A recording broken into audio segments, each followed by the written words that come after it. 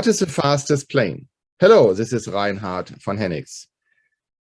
The quick answer is any supersonic plane. However, ever since the bad accident in Paris years ago, Concorde, the only and the last flying commercial airline who flies supersonic, was taken from the market. And now business travelers all over the world are stuck with a regular commercial airline. However, Boom, a startup company who is inventing a new supersonic plane, is in intensive negotiations with the US government to move top executives around fast. So think about Air Force One could be flying on supersonic speed, and top-level government officials could be in any parts of the world in a moment's notice. Well, it still takes a couple of hours, but much faster than with a regular Air Force One. What are my takeaways from this? While I first heard of Boom and the fact that United Airlines purchased a couple of contracts and options to have Booms introduced into their regular rotation of planes, the fact that the government is now purchasing or is negotiating to purchase a few of those planes could be a big leap for the startup company. And here's why. A government contract is always good. That's number one. Number two, it creates a certain awareness and a certain Me Too mentality. If you see the US president getting out of a supersonic plane, you want to fly in one too, won't you? Number three, it is a better proof of concept if you have now whole testing teams of the US government and the US Air Force checking out the details of a plane, and it may feel safer just because it's governmental inspected. And lastly, it may be what the company needs, just more contracts, because as every new company, as every new airplane by existing companies, those planes are only successful in the market if they have enough contracts signed. So with that said, I hope for all of us that Boom can make it and that we will see soon planes flying at a high speed. Boom. What is the similarity between Tesla and Lada? Hello, this is Reinhard von Hennigs. And you may wonder, one of the most advanced car manufacturers, Tesla, and one of the car manufacturers from Russia, not necessarily known for innovation. Look at the picture behind me. How can I even compare them? Well, maybe I should rephrase it. Not what is the similarity, what are similar challenges? While Lada is producing cars, and even though they are prepaid in many instances, they can't be exported to the European market because of the current embargo. Same is true for Tesla.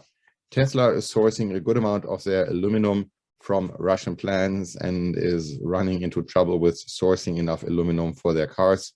Also, Tesla is sourcing graphite from different plants, different sites all over the world, and Russia and Ukraine are sites where graphite is being produced, both artificial and natural. So at the end, the current war in Ukraine could lead to issues where both the advanced car manufacturers as well as, well, Lada may have a problem in getting cars on the market.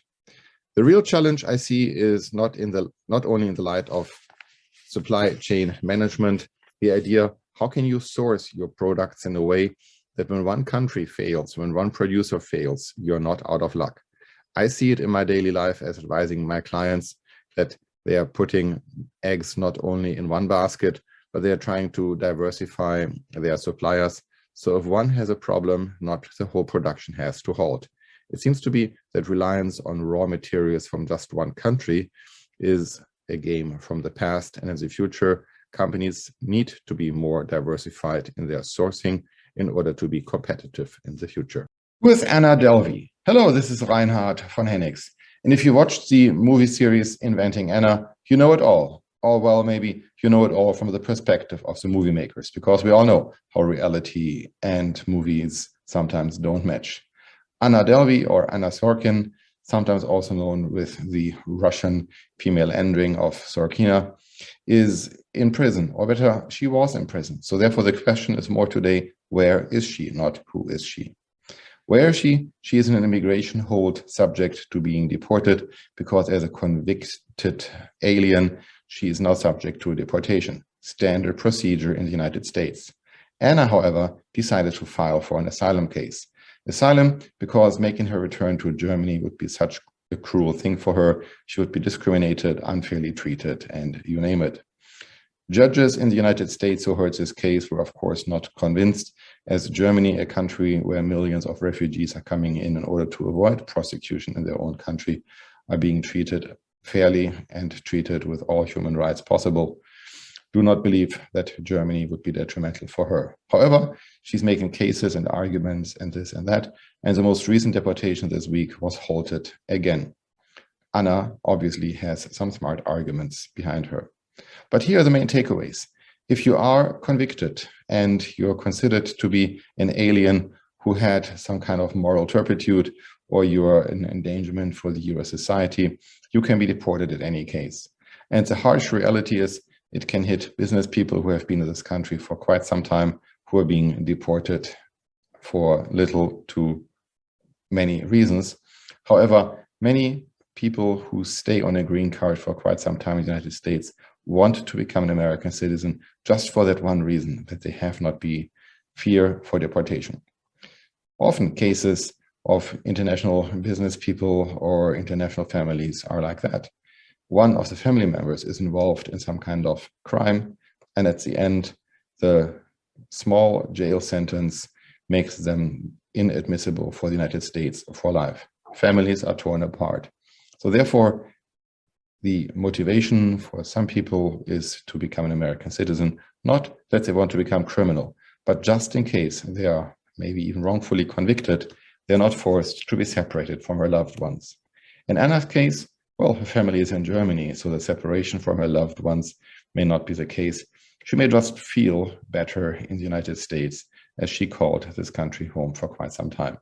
So back to the question, who is Anna Delvey? We don't know. But where is she right now, still in immigration detention? What is the last letter of the alphabet? Hello, this is Reinhard von Hennigs. Could it be Z or Z, depending on where you are from, or whether you call a zebra, or the other way around? Well, in the common Latin alphabet, which is used in the English language as well as many other languages, it is the letter Z, Z.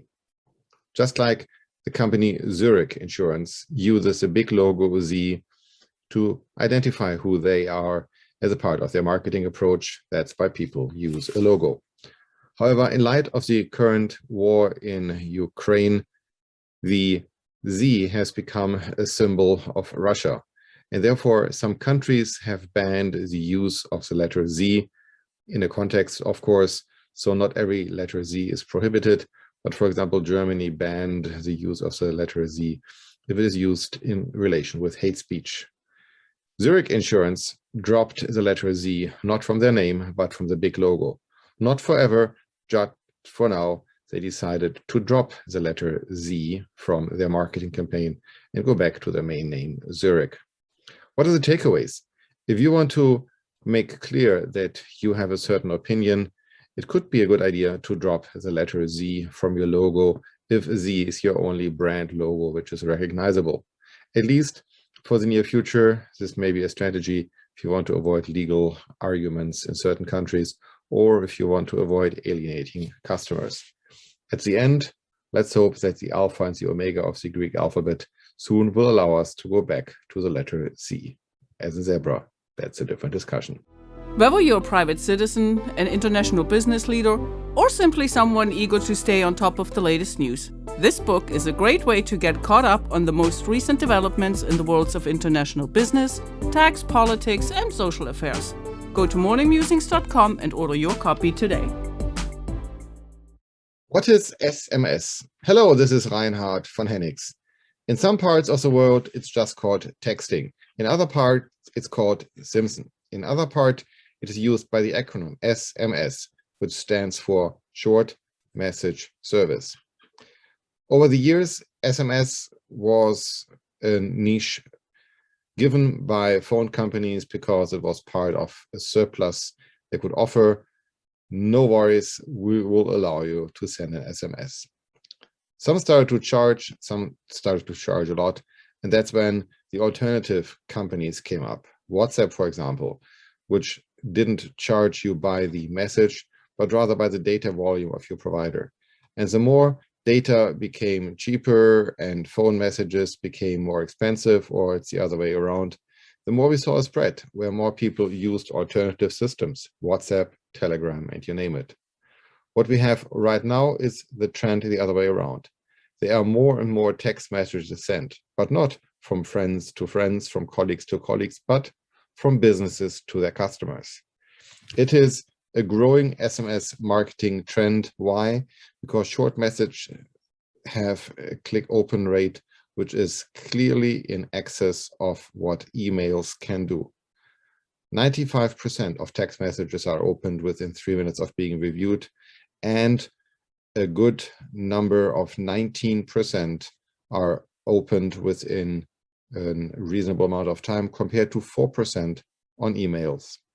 So while SMS are a growing market, the question today is for you as a business owner or a business operator, what do you do in order to get in touch with your customers? What do you do with regard to messages, services, reliability, or whatever it is? I've seen amazing things where B2B as well as B2C companies offered SMS to update you.